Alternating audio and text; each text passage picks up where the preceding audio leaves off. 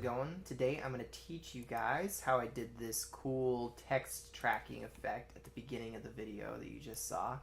I had a client recently that I did this for, a haircutting one, and I thought it's kind of a fun effect that you can use to add a little more flair with your text.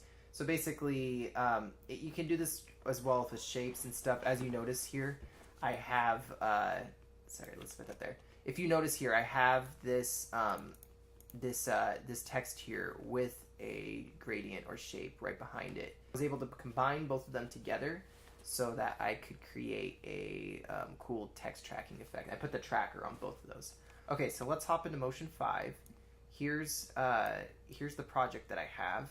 Now the clip I currently have is color. It's not color corrected or color graded, so it's going to look a little different in there. Okay, so the first thing you want to do is you're going to want to create a new group, and I'm going to call this my text group.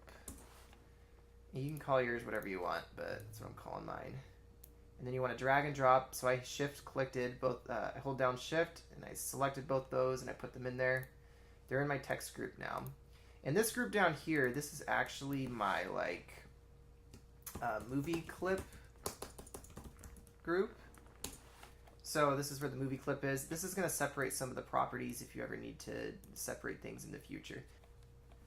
Okay, so once these are together, then I can select this and it'll move the entire, because they're in their own group, I can move the text and the graphics by themselves.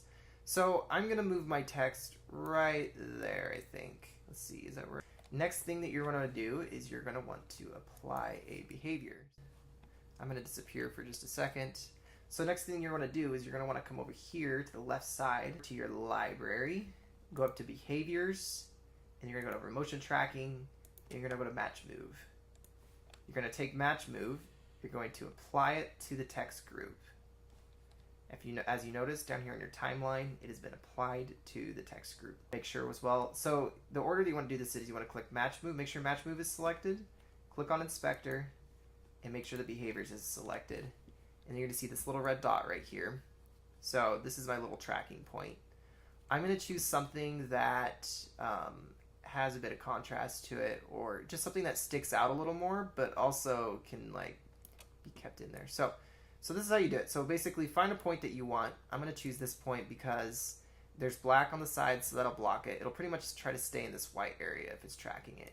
You also want an area that's really well lit so that it can follow it a lot better. They can see the pixels a lot better. Your thing should come in there, so what you're going to do is you're going to analyze it. Click Analyze. So now, as you can tell, it's tracking it right now. As soon as the hand comes down, it's going to start moving it around. Now you need to be careful that, oh, there it goes. So one thing you need to be careful of is the fact of if something goes in front of it. So this one went really crazy because my tracking point had something go in front of it. So it went really nuts. So at this point, I kind of choose a point to fix this. And the nice thing about the Analyze is it makes the keyframes for you so you don't have to do it. So you're going to want to take this bad boy. I am going to find a new tracking point. So I want it to stay right there, probably. No, probably right there. So I want my text to stay right there in my graphic. Okay, so next thing that you're going to want to do is you're going to want to take, because the tracking point went way too far, you can either find a new point to analyze, but I'm going to show you a different trick that will help you in the long run. So what's nice is this does all the work for you for the most part, as well as for creating keyframes. So I'm going to hit my H key, I'm going to zoom in, I'm going to drag it all the way over to here, and then all I'm going to do is I'm going to grab each of these keyframes right here, and I'm going to go frame by frame,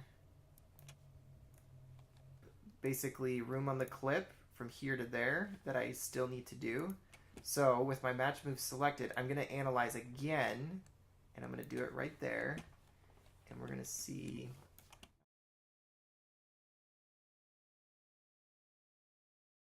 Okay, so I analyzed the clip a second time right there. After I analyzed it, so as you can tell, it actually worked really good. I just brought all my keyframes down to there to make it a lot easier. And then Wherever the ending point is, you're going to want to drag this little marker here to make it easier for it to analyze every time.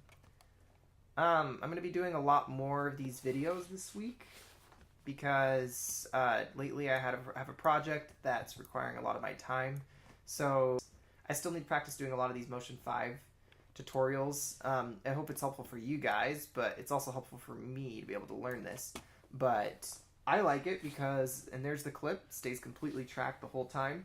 It moves with every movement that the hand and the cup moves, so I like it a lot. Hope you guys like this tutorial on Apple's Motion 5, and like and subscribe, and I'll see you guys next time.